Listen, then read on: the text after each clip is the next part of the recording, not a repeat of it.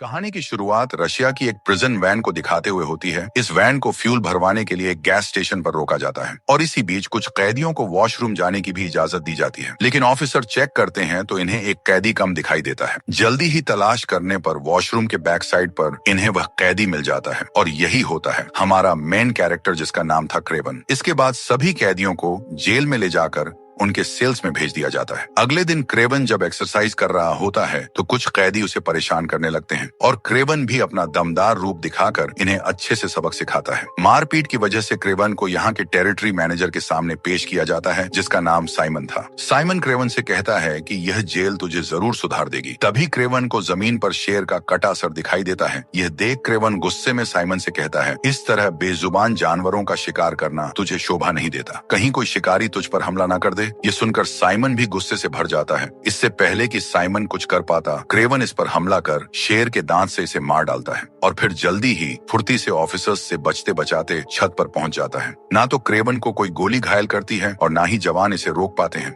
Speed से Kraven jail की दीवार को पार कर यहाँ से भाग निकलता है और इसका एक दोस्त इसकी हेल्प के लिए यहाँ हवाई जहाज ले आता है और क्रेवन पुलिस की कैद से आजाद हो जाता है। यहाँ एक बड़ा खुलासा होता है कि क्रेवन जेल में एक कैदी का रूप लेकर आया था और साइमन को मारने का मकसद पूरा हो गया। इसके बाद कहानी पास्ट में दिखाई जाती है, जहाँ 12 साल पहले हम क्रेवन और उसके छोटे भाई डिमिट्री को देखते हैं। इनके फादर निकोलाई इन्हें स्कूल से लेने के लिए आते हैं और लंदन से इन्हें न्यूयॉर्क ले जाने लगते हैं। रास्ते में निकोलाई अपने बच्चों को बताता है कि उनकी मदर अब इस दुनिया में नहीं रही है। दरअसल काफी समय से उनकी मेंटल हेल्थ अनस्टेबल हो गई थी और फिर उनकी डेथ हो गई। इस पर क्रेवन कहता है कि अगर आप अपने बिजनेस से ज्यादा फैमिली पर ध्यान देते तो ये सब नहीं होता। ये सुन निकोलाई कहता है कि मौत को कोई नहीं रोक सकता। यहाँ हमें पता चलता है कि निकोलाई एक बहुत कामयाब शिकारी है और आज ये अपने बच्चों को भी शिकार पर ले जा रहा है। इसके बाद कहानी शिफ्ट होती है कलिप नाम की लड़की पर, जिसकी नानी एक टैरो कार्ड रीडर थी और कलिप भी इन्हीं की तरह बनना चाहती थी।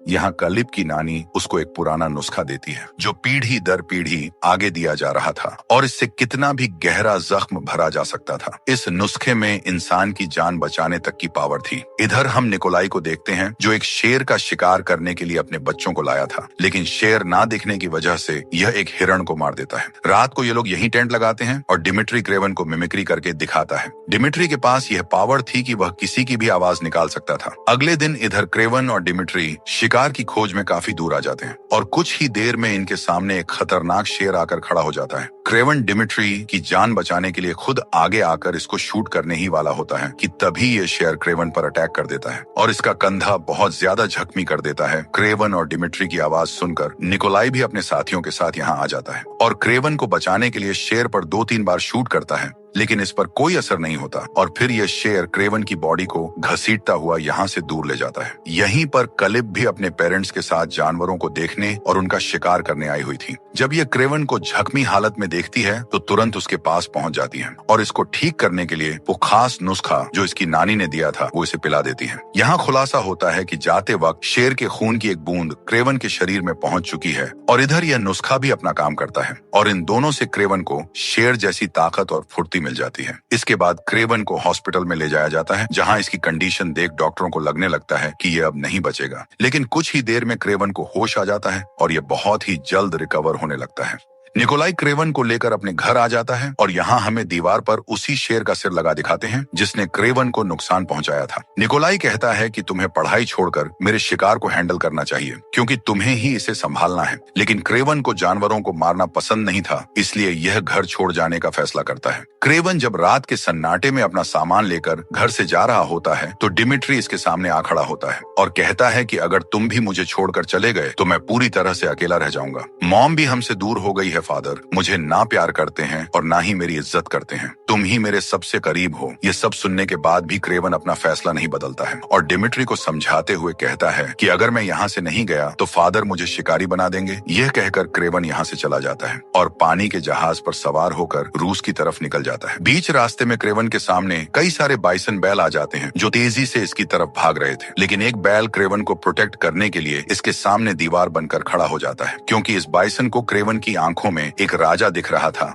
इसलिए यह क्रेवन की मदद करता जाता है और क्रेवन यहाँ से सही सलामत बचकर अपने उसी घर में आता है जहाँ इसकी मॉम अपने दोनों बच्चों से मिलने आती थी। क्रेवन ने अपनी मॉम और डिमिट्री के साथ यहाँ काफी अच्छा वक्त गुजारा था, इसीलिए अब यह यहीं रहने का फैसला करता है। रात को जब क्रेवन को भूख लगती है तो ये शिकार करने निकल पड़ता है और यहाँ हमें इसकी की असली ताकत दिखाई जाती है। क्रेवन बिल्कुल शेर की तरह ही बिहेव कर रहा था और यह सब शेर के खून और उस नुस्खे की वजह से हुआ था। इसी बीच क्रेवन को गोली चलने की आवाज सुनाई देती है। क्रेवन जल्दी से पेड़ पर चढ़कर देखता है कि कुछ शिकारी बाइसन को शूट कर रहे हैं। यह देख क्रेवन जल्दी से बाइसन को बचाने के लिए वहां पहुंचता है, लेकिन तब तक उन शिकारियों ने काफी सारे बाइसन को मार दिया था और इनके सींग भी काट दिए गए थे। क्रेवन शिकारियों को यहाँ से जाने के लिए कहता है, जिस पर ये जाने की बजाय हंसने लगते हैं और फिर क्रेवन इन दोनों को मार देता है और फिर कहानी शिफ्ट होती है प्रेजेंट में, जहाँ क्रेवन फिर से इसी जंगल वाले घर में वापस आ गया है। यहाँ रहते हुए क्रेवन को करीब 12 साल गुजर गए थे। जंगल और जंगली जानवर ही अब इसका परिवार बन चुके थे, लेकिन तभी इसे किसी शिकारी की आवाज सुनाई देती है और फिर से जानवरों को प्रोटेक्ट करने के लिए निकल पड़ता है। क्रेवन देखता है कि कुछ शिकारी बाइसन के सिंघों को काट कर ले जा रहे थे। क्रेवन इन्हें रोकने की कोशिश करता है, लेकिन यह लोग गाड़ी को स्टार्ट कर आगे ले जाते हैं, लेकिन भी बड़ी फुर्ती से गाड़ी के पास पहुंच जाता है और एक एक करके सभी शिकारियों पर हमला करता है और बड़ी बेरहमी से मौत की नींद सुला देता है और कुछ ही मिनट में सबको मारकर चैन की सांस लेता है। लेकिन चुपके से एक मेन बंदा यहाँ से निकलकर अपने ठिकाने पर पहुंच जाता है, जहाँ पहले से क्रेवन उसका इंतजार कर रहा था। क्रेवन इससे कहता है कि तेरे ग्रुप में तेरी कोई इज्जत नहीं है, बल्कि तेरे बॉस ने तो तेरा नाम इस नोटबुक में भी नहीं लिखा है। लेकिन तभी क्रेवन को इस किताब में इस आदमी का नाम दिख जाता है जो कि इसे एज अ हंटर रिप्रेजेंट कर रहा था, इसलिए क्रेवन इसे तुरंत मार देता है। अब यही हंटर्स क्रेवन का मकसद बन गए थे, जिन्हें क्रेवन जल्द से जल्द मारकर जानवरों को बचाना चाहता था। इसी बीच हमें क्लिप दिखाई जाती है जिसकी माँ की आज ही डेथ हो गई थी। अपनी माँ को खोने के बाद क्लिप काफी ज्यादा दुखी होती है और तभी क्रेवन क्लिप से मिलने आता है और इसे कार्ड और वही कांच की बोतल देता है और साथ ही उस इंसिडेंट की भी याद दिलाता है जब क्लिप ने क्रेवन की जान बचाई थी। क्रेवन को जिंदा देख क्लिप बहुत खुश होती है और यही क्लिप को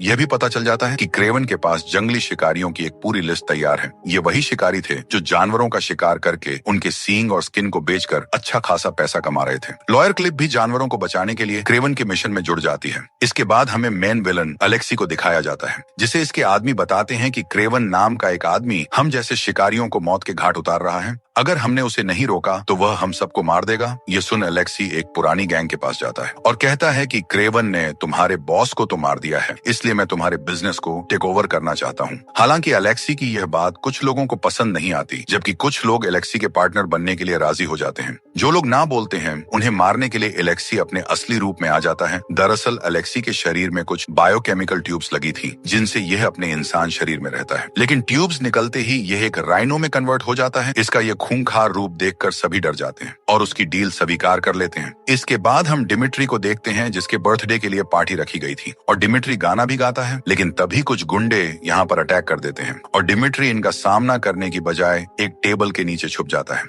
ये देख निकोलाई डिमिट्री पर काफी गुस्सा होता है। उससे कहता है कि तुम अपनी हिफाजत नहीं कर सकते तो मेरी भला क्या ही कर पाओगे। इस बार भी डिमिट्री निकोलाई की नजरों में गिर जाता है। वहीं दूसरी तरफ हम रूसी जेल को देखते हैं, जहां क्रेवन ने साइमन को मारा था। यहीं एक और गुंडा आ जाता है जिसके पास हिप्नोटाइज करने की शक्ति थी। इस पावर से यह किसी को भी रोककर उसे मारने की ताकत रखता था। इसका असली मकसद क्रेवन को मारना था। इधर क्रेवन जंगल से न्यूयॉर्क अपने भाई डिमिट्री को बर्थडे विश करने के लिए आता है। डिमिट्री क्रेवन को देखकर बहुत खुश होता है और दोनों भाई बहुत सारी बातें करते हैं और फिर निकोलाई भी यहाँ आ जाता है और क्रेवन से कहता है कि मेरा बिजनेस बहुत बड़ा है, इसे तुम्हें ही संभालना है, इसीलिए तुम मेरे साथ मेरे बिजनेस में शामिल हो जाओ। लेकिन क्रेवन मना कर देता है। इसके बाद तीनों मिलकर खूब पार्टी करते हैं। डिमिट्री कुछ ज्यादा ही पी लेता है, इसलिए क्रेवन इसे इसके रूम में छोड़ने के लिए जाता है। लेकिन अगली सुबह जब डिमिट्री से मिलने आता है तो पता चलता है कि कुछ गुंडों ने डिमिट्री को उठा लिया है। क्रेवन फौरन उस गाड़ी का पीछा करता है और यहाँ हमें क्रेवन की पावर देखने को मिलती है। क्रेवन शेर की तरह तेज रफ्तार से अपने शिकार के पीछे भागता है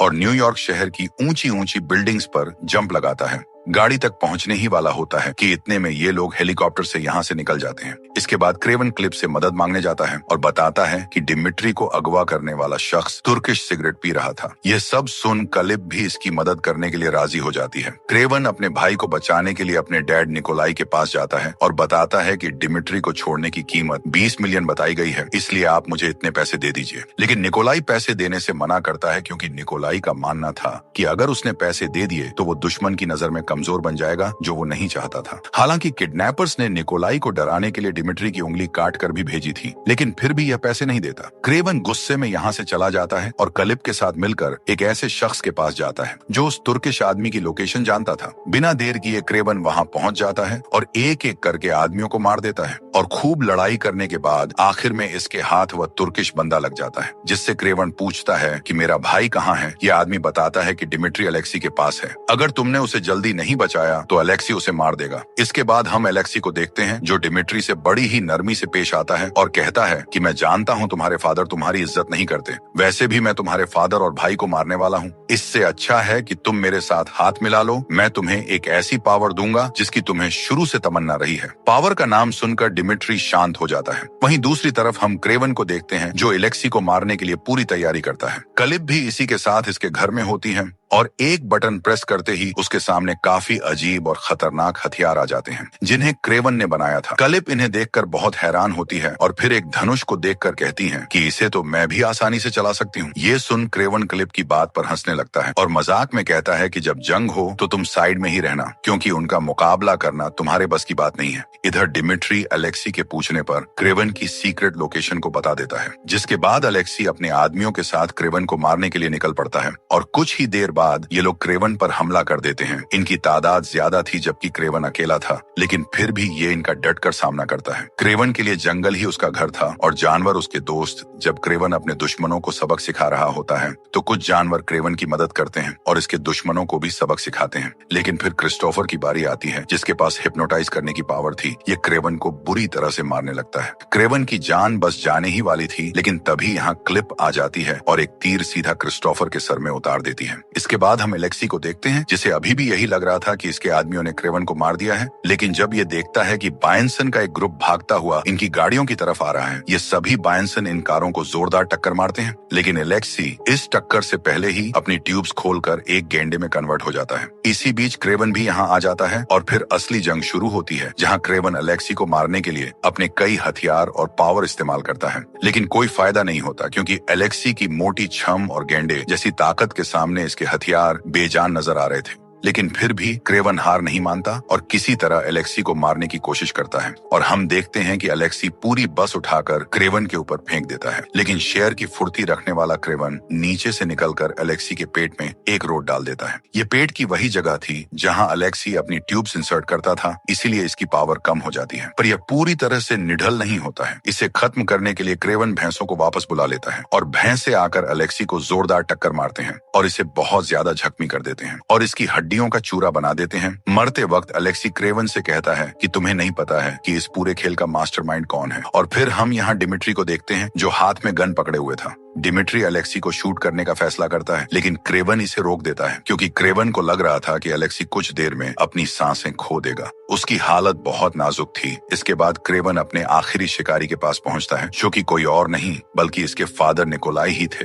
क्रेवन निकोलाई से कहता है कि मैंने सभी शिकारियों को उनकी सजा दे दी, बस अब आप ही बचे हैं। मैं चाहता तो कब का आपको मार देता, लेकिन फादर होने के नाते मैंने आपको नहीं मारा। निकोलाई कहता है कि मैं मरते दम तक शिकार नहीं छोड़ूंगा, तुम मुझे मार सकते हो। क्रेवन अपने फादर को अपने हाथों नहीं मारना चाहता था, इसलिए यह एक भालू को छोड़ देता है जो निकोलाई को बेरहमी से मार देता है। इसके बाद कहानी एक साल आगे की दिखाई जाती है, जहां अब सब कुछ ठीक हो गया था। जंगल के सभी जानवर सेफ थे और फिर हम डिमिट्री की बर्थडे पार्टी देखते हैं, जहां क्रेवन भी इससे मिलने आया है। और बातों के दौरान डिमिट्री कहता है कि हमारे फादर ने जो काम शुरू किया था, अब मैं उसे आगे लेकर जाऊंगा। यह सुन क्रेवन काफी शॉक्ड होता है और इसे शिकार जैसे गंदे खेल में इन्वॉल्व ना होने की सलाह देता है, लेकिन डिमिट्री क्रेवन का रूप लेकर उससे कहता है मेरे रास्ते में मत आना। दरअसल ये रूप बदलने की पावर अलेक्सी ने इसे दी थी, जो खुद हमेशा पावर के पीछे लगा रहता है, और इसी पावर की वजह से उसने खुद को भी एक गेंडे का लुक दे दिया था। डिमिट्री के पास आवाज बदलने की तो कला थी ही, अब अलेक्सी की मदद से इसे किसी का भी रूप लेने की भी पावर मिल चुकी थी। डिमिट्री अब अपने फादर का बिजनेस संभालने का फैसला करता है, यानी क्रेवन का एक नया दुश्मन और एक नया शिकारी आ चुका था। निकोलाई ने क्रेवन के लिए एक जैकेट और एक लेटर छोड़ा था, जिसमें यह क्रेवन को मैसेज देता है कि शिकारी कभी शिकार करना नहीं भूलता।